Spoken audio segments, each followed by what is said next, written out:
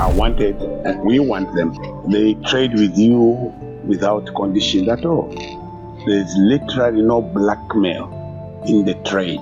The visit of the Honorable President and his advice and his suggestions for us to further move into more areas of collaboration, India just made a bold move to amplify its global cooperative network. On 12th August 2025, Union Home and Cooperation Minister Amit Shah announced in the Lok Sabha that India signed a major trade cooperation pact with Zambia. This isn't just another deal, it's a breakthrough in boosting cooperative exports and linking rural producers to global markets. Let's explore what this means for India, Zambia, and the future of South-South cooperation. Chapter 1. India-Zambia Pact.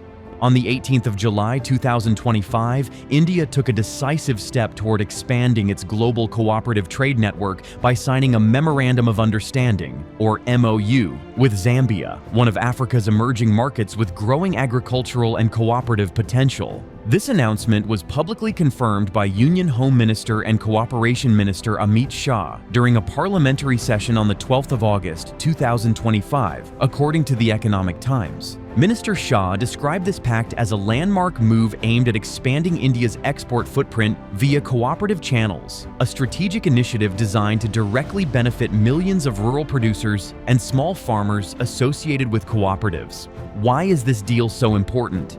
For one, it represents a powerful mechanism to connect rural India directly with global consumers, bypassing traditional bottlenecks in export processes that often limit small producers' access. The pact essentially opens doors for millions of cooperative members to reach new, untapped markets in Zambia, potentially boosting their incomes and setting up sustainable trade partnerships that can endure and grow over time.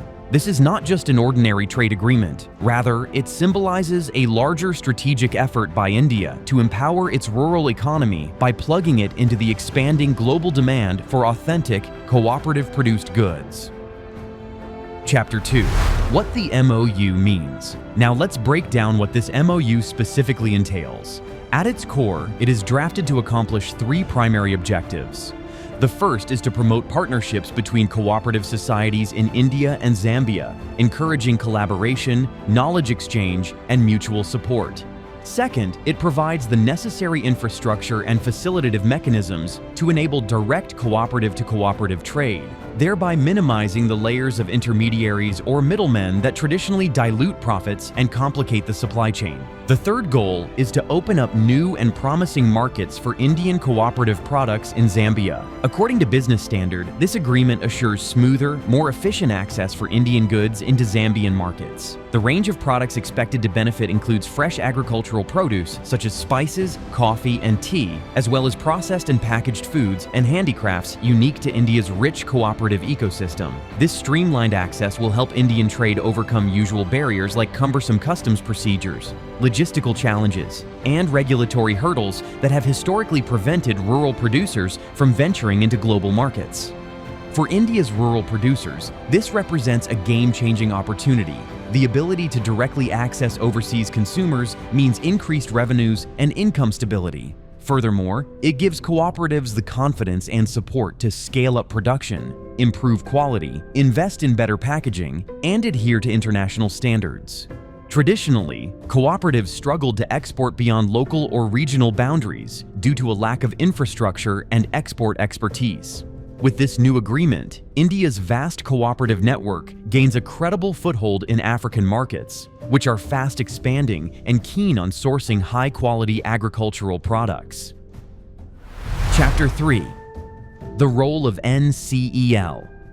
Driving this ambitious export push is National Cooperative Exports Ltd, commonly known as NCEL. It is India's first dedicated cooperative export entity, having been established in January 2023 under the Multi-State Cooperative Societies Act. According to PIB India, NCEL's mission is clear and focused: to channelize cooperative sector products from India into international markets through a structured high-support mechanism. NCEL provides a centralized platform for cooperative producers across the country. It helps them navigate complex export regulations, meet quality standards demanded by foreign buyers, manage logistics, and handle export documentation seamlessly.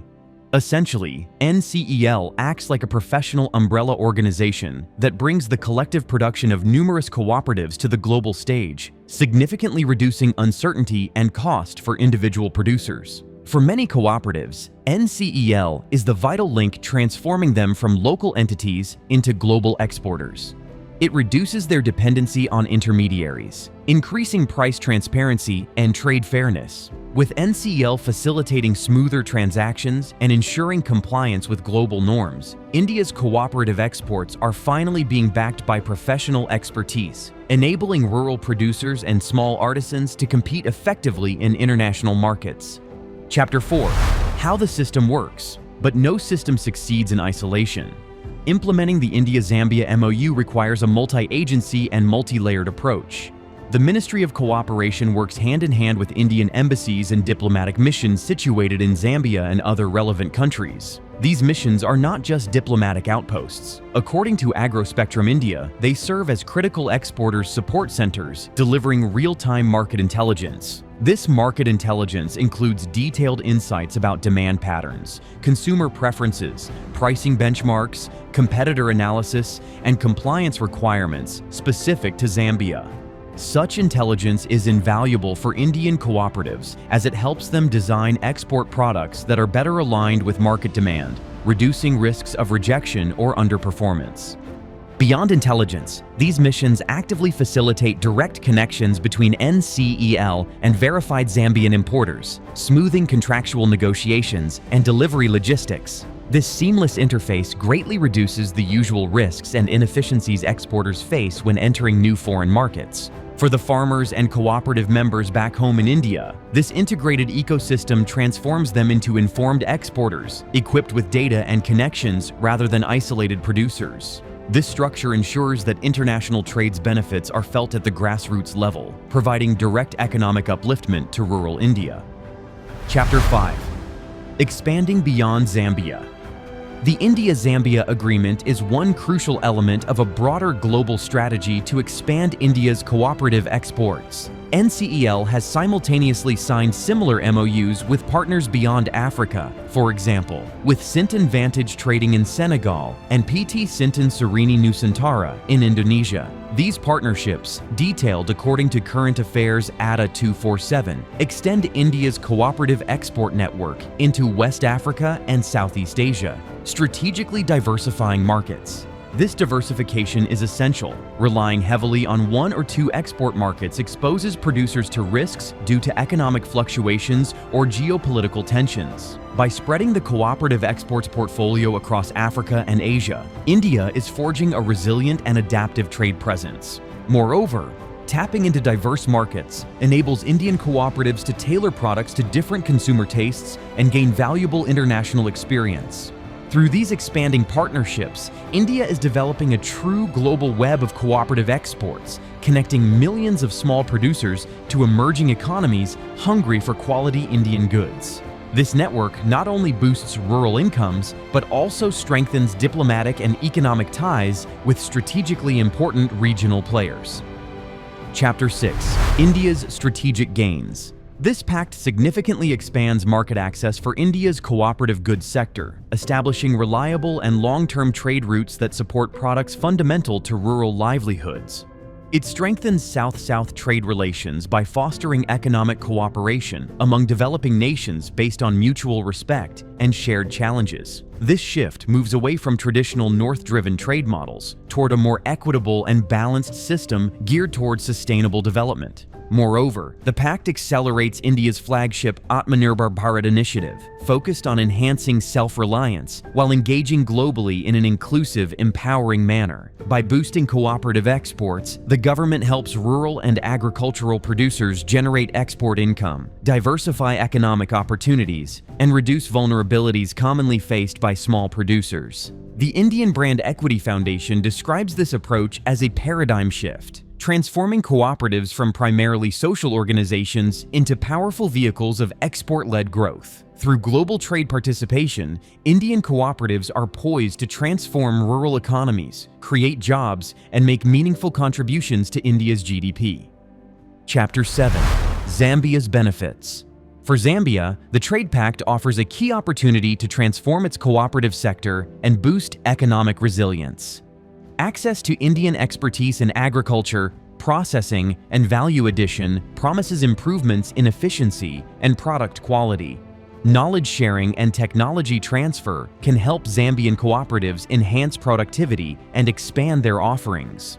Beyond agriculture, the Pact fosters joint ventures in industries such as dairy, food processing, handicrafts, and renewable energy aimed at rural development. This cooperation is expected to generate employment, encourage industrial diversification, and strengthen Zambia's economy. Rather than a one-sided exchange, the partnership encourages reciprocal growth, using cooperatives as engines of local prosperity. Smallholder farmers in Zambia can learn cultivation, quality control, and marketing best practices from Indian peers, while Indian partners gain from new market access. This collaboration could improve livelihoods for thousands in both countries. Chapter 8. Numbers That Matter. Let's talk numbers because they tell a powerful story about India's cooperative export potential. Since its inception in 2023, NCEL has onboarded an impressive 11,034 cooperative societies, creating a vast network representing millions of producers and artisans across India. According to PIB India, these cooperatives have collectively exported over 13.49 lakh metric tons of goods. The cumulative monetary value of these exports since 2023 has crossed approximately $650 million, a remarkable achievement in just a few years. It's important to note that this value is cumulative, not annual, to avoid any misinterpretation of scale.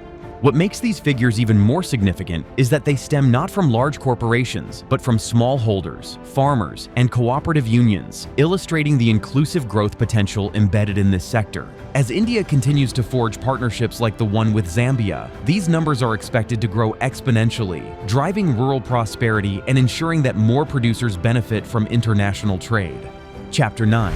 India-Zambia Relations. India and Zambia share a long-standing friendship with deep-rooted diplomatic and economic ties.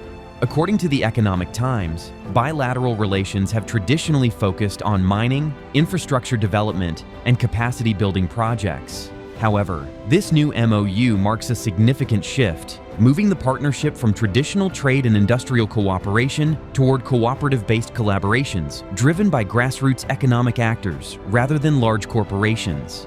This evolution reflects global changes that prioritize economic empowerment at the grassroots level. By spotlighting cooperatives, both countries underscore their commitment to inclusive growth and shared prosperity. This approach recognizes the strength of rural economies and aims to build durable partnerships that uplift entire communities rather than isolated sectors. Furthermore, Zambia's agricultural strengths, particularly in maize, sugar, dairy, and emerging cooperative sectors, make it an attractive partner for India. Strengthening cooperative ties lays the foundation for future collaboration in technology transfer, sustainable agriculture, capacity building, and rural development, deepening the strategic partnership between these two nations. Chapter 10. A New Era of South-South Trade. This pact between India and Zambia is much more than a formal agreement. It signals the dawn of a new era of South-South cooperation in global trade and development.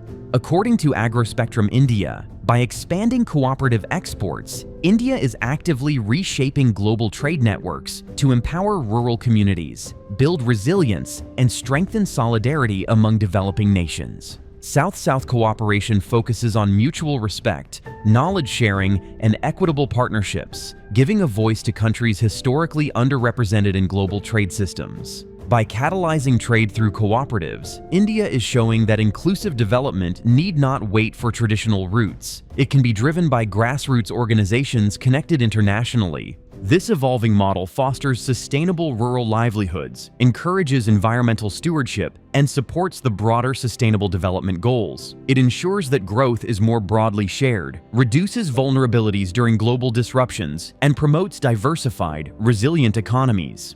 Looking ahead, the India-Zambia Pact can serve as a blueprint for other developing nations seeking to harness the potential of cooperatives to integrate with global value chains, drive employment, and realize self-reliant yet interconnected economies. India's Cooperative Export Pact with Zambia and similar deals with Senegal and Indonesia show that India is not just participating in global trade, but rewriting its rules. For farmers, rural producers, and cooperatives, this could be the gateway to a more prosperous future. So, what do you think? Can cooperative exports become the backbone of India's global trade power? Comments below. And if you enjoyed this video, don't forget to like, share, and subscribe for more updates on global trade and policy. Thanks for watching.